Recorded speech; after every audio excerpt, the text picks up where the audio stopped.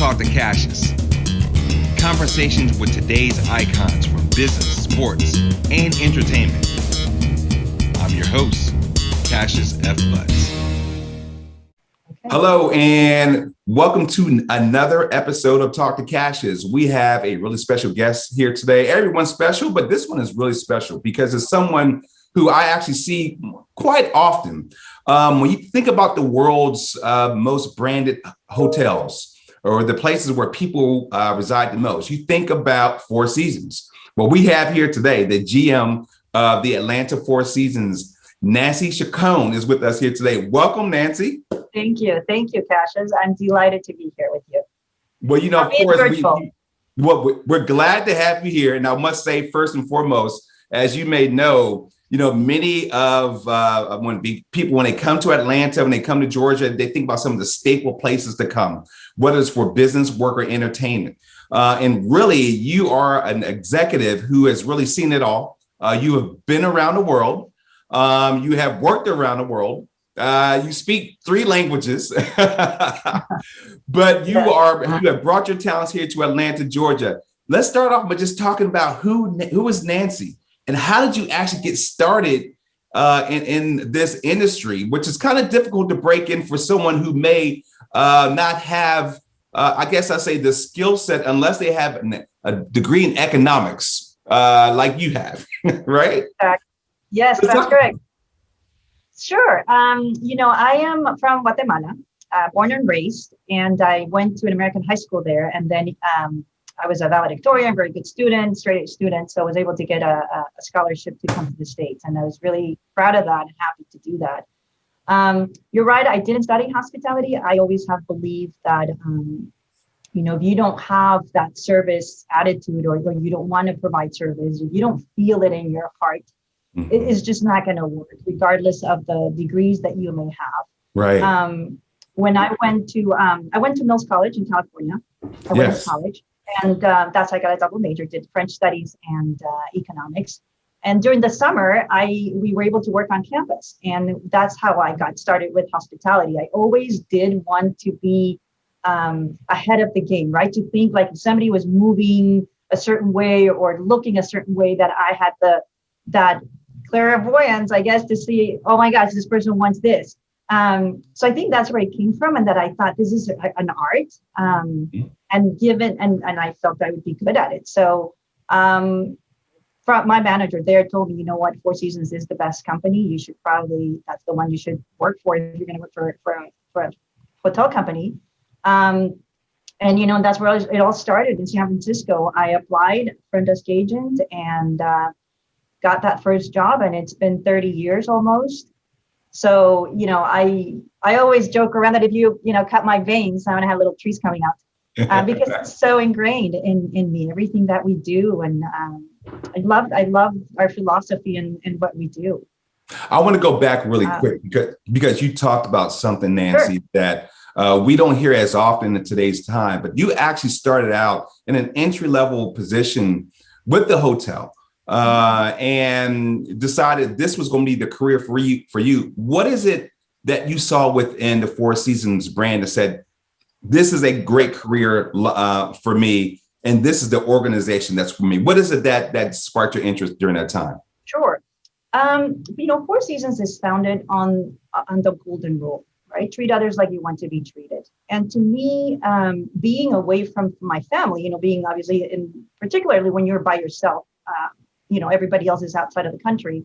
That to me was something I connected with really fast.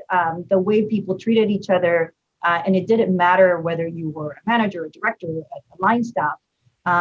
You could feel that. It's just, and it's not just employee to employee, but it's also to the guest, but it's also with suppliers, with anybody around it, right? There's that respect, and I immediately connected with that. I just providing service to me was just, I just felt realized when I did that. It made someone happy, have an impact on their stay. Because at the end of the day, we create impressions that will hopefully, remain with you for a lifetime. And right. And it's through that connection that we're able to do that, and I keep thinking of it. Before, you would get this long folio, and you take a bill, and it's just numbers of how much it costs. And now you don't even get that because it's all virtual, or it's all automatic, and you get an email here and there. But that experience that you create in people's lives, and it's magical, right? And it's certainly an art. And that to me, representing Four Seasons being the epitome of luxury and service. And Sure. we always did the right thing. And I think above all, that was what stuck with me, that no matter what would happen with guests or employees, we would always do the right thing. And that usually means, sorry, I get all excited about it, but, even if that means it's not the most simple way to go or the quickest, it tends not to be, but it was always the right thing. And that's a priority for me. Now you mentioned that, that is really something that was important to you, the brand, the way your passion for being in the hospitality industry. You saw how they actually take on to their team. But this was not just in California. I mean, you've served in roles with Four Seasons in Baltimore and several other places, right? And so I would imagine that same brand, that same mindset, that same model is in all those places. Is that right? Absolutely. And that's the beauty of it. I mean, we from San Francisco, I went to LA, moved to Austin. Then I went to Caracas in Venezuela we opened a property there. Wow. Came to Mexico, Punta Mita, and then went to Buenos Aires, Argentina, and then Baltimore, and now Atlanta. So yes, it's I love this lifestyle. People say, how do you go from one place to the next? But home is wherever I am, and where my son is now that he's with me. So yes, it's a culture that exists globally in over 115 hotels, and Sure. That's why it's so amazing, right? The culture just remains there because it's such a simple philosophy of the golden rule. It seems to work not just domestically, but also internationally too, Nancy, right? I mean, that's something that you've seen from the entry level all the way up to the executive level where you are now. But you touched on something just a little while ago, and I'd like for you to talk about that. We've been going through a global pandemic, but yet, you have still been able to achieve and maintain the levels of success here in Atlanta. Can you talk about what have you done to bring that different creativity to continue to sustain through this pandemic where we are today? Yes, thank you, Cassius. It's I'm not going to say it hasn't been tough, because of course it was. I think the pandemic touched us in very many different ways, and we all deal with it in many different ways. I actually landed here in Atlanta on the 11th of March. So that's when COVID was declared a pandemic. So imagine that. And in a couple of weeks later, we closed the hotel, and then we reopened 2 months later. It was really, I'm one of those people that see the glass half full always. I'm very, very positive. I focus on what we can control. And not, because that's what we have to work with. I think that believing in people, knowing that we have a team that will do whatever it takes, you inspire them, you role model the behavior that you want them to follow, because we set the tone at the end of the day. And knowing I want to make sure that I'm always there with them side by side, and that, if it takes me to go clean a room, if it takes me to go and do a check-in or be at the restaurant and pick up dishes, I will do it. I will never expect anybody to do something that I'm not willing to do. And the success comes from, globally, Four Seasons partnered with Johns Hopkins. We're not medical experts, but we obviously wanted to have that reassurance to strengthen our very stringent cleanliness protocols. And that worked out very well. I don't do it alone. I have everybody, we all pitch in. I'm very collaborative. So it's a matter of always bringing everybody and saying, okay, this is what we're going to do. We need everybody's effort to be consistent in what we're going to do and adhere to it. And if we have to pivot, we pivot. And we had to stay very flexible. And I think that's what the success was. that we stayed flexible, that we said the service has to feel the same. It may look different, but it has to feel the same. And we made mistakes. You know, we don't have all the answers. We've made mistakes, but we get up and fix it. And that's what we do. Resilience. You made some pretty significant changes to your hotel recently. You put a lot, there's been a lot of money put behind your enhancements. Can you talk about some of those enhancements? Because I know I'm really excited when I see that we come to this conclusion of this pandemic, when we are to enjoy some of those enhancements. Talk a bit about some of those enhancements. Absolutely. One of the first things that we did was to have a role of a hygiene officer. So that person was already an existing person, but they had a little bit more of a role in saying, you know, this is what the protocols are and this is what we need to follow. So, for example, when you come in, we immediately said we have to take the temperatures from everybody. Got an iPad or a tablet that takes your temperature as soon as you come in. Having somebody there 24/7 to make sure that that's working or that you're getting your temperature taken was important. Obviously, you know, we're mitigating the spread. We can't just stop it, but there's just several things we can do to mitigate it. Right. Once we do that, everybody's also wearing a mask, and we were very consistent with it. We also have a lot of sanitizers spread throughout. Yes. There's also a kit that we put in every room that includes the wipes, that includes the gel, includes the masks.